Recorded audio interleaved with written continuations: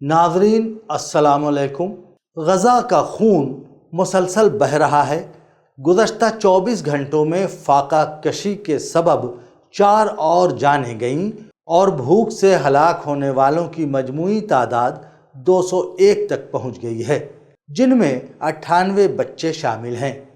یہ محض اعداد نہیں، یہ گھر اجڑنے، سب کچھ ختم ہونے اور بچوں کی آنکھوں میں موت کے خوف کی داستانیں ہیں۔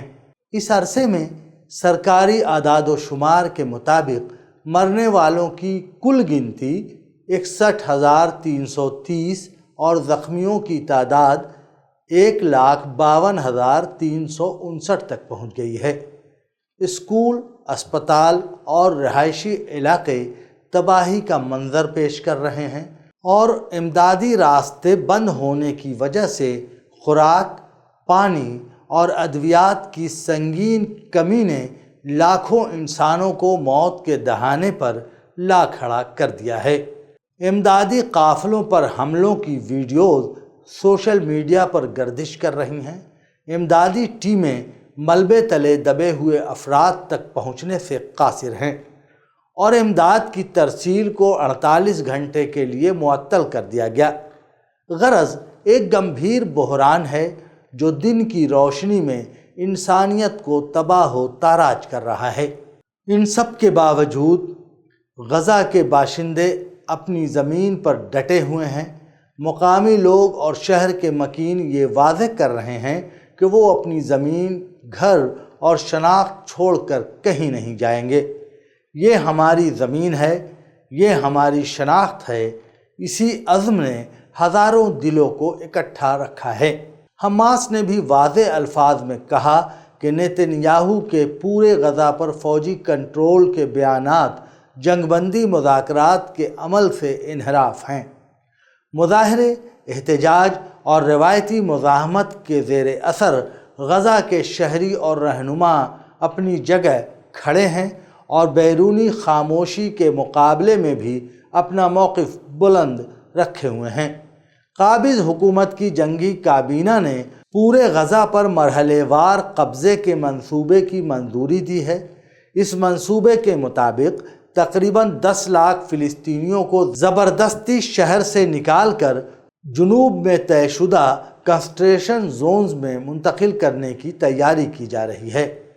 اسرائیلی میڈیا اور ذرائع کے مطابق مکمل کنٹرول کے لیے 6 فوجی ڈویژن تعینات کیے جانے کا امکان زیر غور ہے، اور وہاں حماس کے مسلح عناصر کا محاصرہ بھی سامنے رکھا گیا ہے۔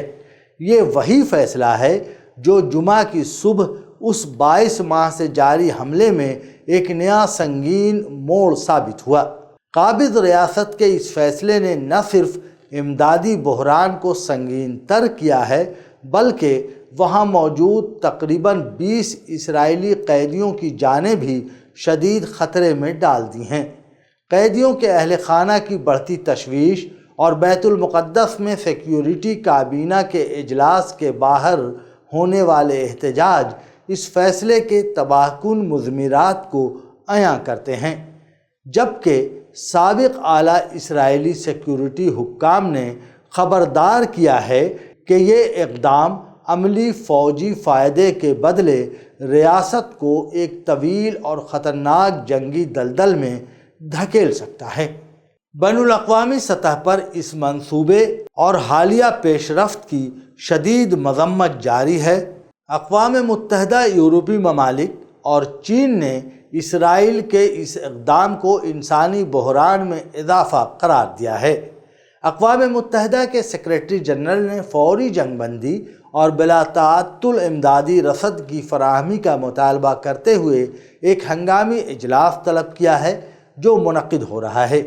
عرب دنیا میں بھی اس منصوبے کے حوالے سے محتاط رویہ سامنے آیا ہے۔ اردن کے ایک اہلکار نے واضح کیا کہ عرب ممالک صرف اسی اقدام کی حمایت کریں گے جس پر فلسطینی خود متفق ہوں۔